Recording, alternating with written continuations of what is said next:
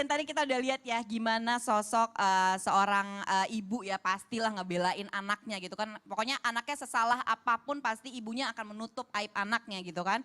Apalagi kalau yang diomongin nih anaknya di depan orang tuanya. Tapi apakah nih ini sebaliknya, apakah yang harus dilakukan seorang anak ketika orang tuanya diejek atau dibuka aibnya? Nah itu gimana tuh Ustadz?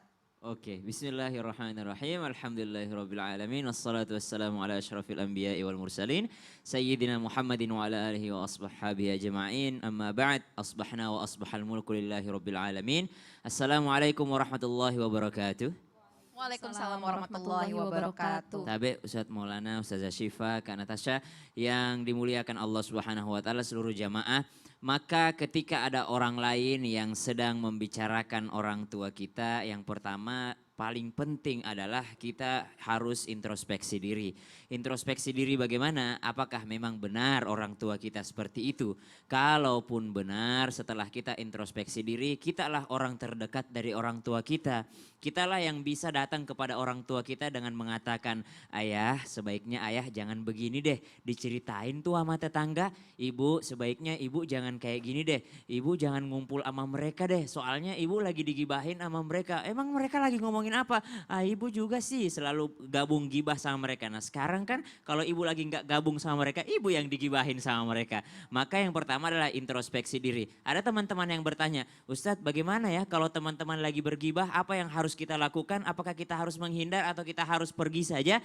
Kalau saya pribadi, Anda lebih baik bergabung dengan orang yang bergibah. Untuk apa? Bergabung untuk fatabayyanu. Apa itu fatabayyanu? Untuk klarifikasi, untuk tidak membenarkan apa yang mereka ucapkan. Contoh nih, ada orang yang lagi bergibah, Anda jangan pergi. Anda yang nimbrung ke sana mengatakan, ah enggak kok orangnya enggak kayak gitu. Kemarin sama saya baik kok orangnya. Ah mungkin lagi enggak mood kali, mungkin pagi-pagi dia lagi enggak enak perasaannya. Ah orangnya enggak kayak gitu, orangnya enggak emosian kok orangnya. Nah jadi kita nongkrong ke situ, nimbrung di situ untuk fatabayyanu. Yang ketiga adalah ketika ada orang lain yang membicarakan orang tuanya, ini bagus nih, orang lain yang membicarakan orang tuanya. Ada orang tuanya sendiri yang dibuka aibnya. Nah ini anak yang kurang ajar nih kalau kayak gini.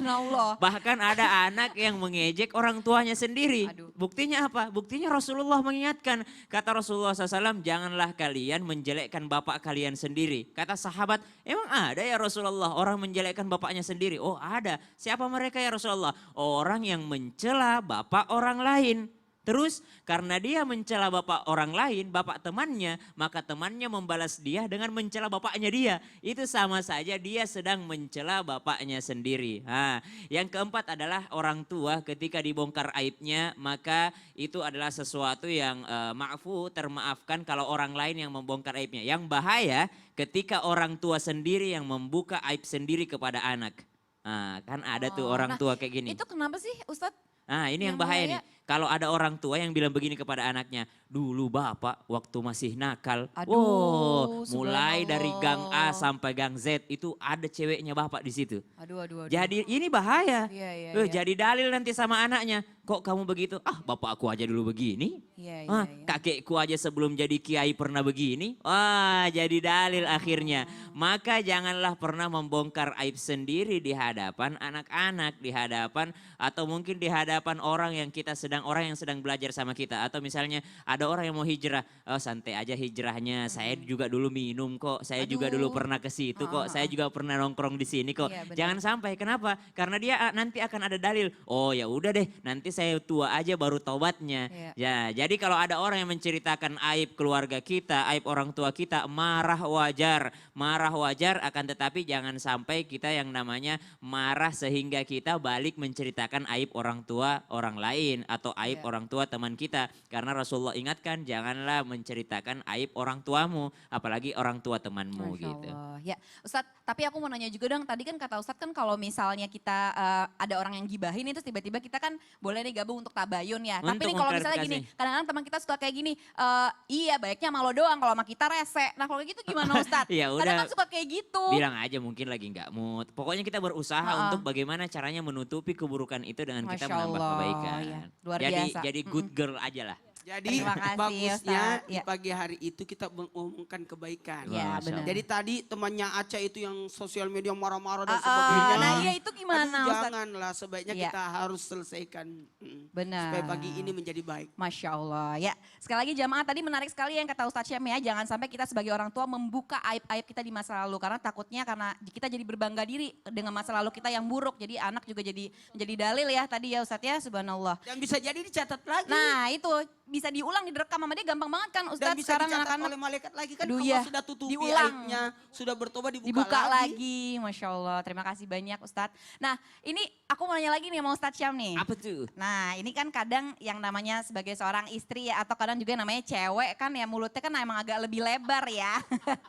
Nah ini tuh kadang suka bingung nih misalnya cerita sama sahabatnya. Ini sebenarnya aib apa enggak? Ini apa enggak ya aib? Ini boleh nggak ya gue ceritain gini? Kan kita nggak tahu ya kategori aib itu yang seperti apa sih sebenarnya Ustadz. Itu gimana ya? Menceritakan aib keluarga Iya itu atau aib gimana? siapa tuh? Boleh nggak kayak gitu? Aib keluarga sendiri? Aib keluarga sendiri. Boleh aja sih sebenarnya. Iya tapi kan kata teman aku nih katanya boleh sharing. Tapi Heeh. kan kita nggak tahu aibnya yang mana. Aibnya yang mana? Jadi nggak tahu dia ini aib atau bukan. Iya. Oh sebenarnya ada. Tak dulu Oh, Ustaz. siap. Maaf nih, kayaknya jangan sekarang deh. Ini bikin jamaah supaya penasaran ya. Jadi jamaah jangan kemana-mana karena nanti ini akan ada segmen Petuah Ustadz. Masya Allah ya. Jamaah Islam itu indah, tetap di Islam itu indah. Jamaah. Yeay. Oh jamaah. Iya.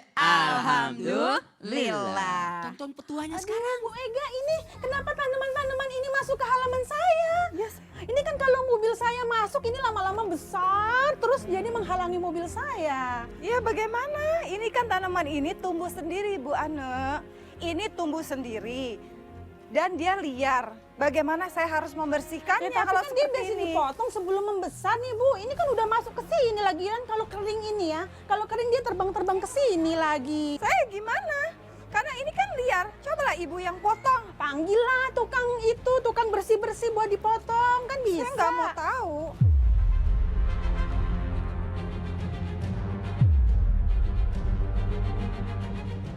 Itu kan urusannya ibu. Masya Allah, tabarakallah. Ini suaranya ibu-ibu sampai kedengaran. Sampai di rumah saya. Kenapa ini ibu? Ada apa? Ada apa? Ini Pak Ustadz, ini tanaman-tanamannya di rumah Bu Ega itu menghalangi garasi saya. Tapi kan ini kan liar Ustadz. Kalau menyelesaikan Kenapa dengan liar? kepala panas seperti ini, mending gini aja. Ayo. Kita selesaikan. Ayo. Duduk. Ayo masuk. Sini, Bu.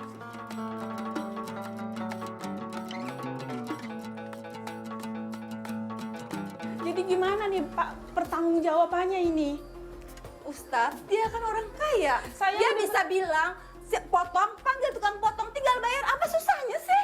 Itu pohon tuh tumbuh terus Ustadz. Saya udah berkali-kali protes itu Ibu, supaya dipotong tumbuh lagi. Sengaja gampang, saya bawa gampang. masuk ke rumah saya supaya bisa menenangkan. Ayo duduk. Tapi dia nggak ngerti-ngerti Iya, Ustadz. duduk. Nah gini. Bismillahirrahmanirrahim. Buat ibu-ibu yang lagi marahan atau marah, cobalah perbanyak zikir, bertaus, bisa jadi ini godaan setan. Makanya kalau kita lagi marah, yang pertama berzikir. Zikir. Yang kedua adalah jangan lupa bagi orang yang lagi marahan itu, ayo rubah posisi.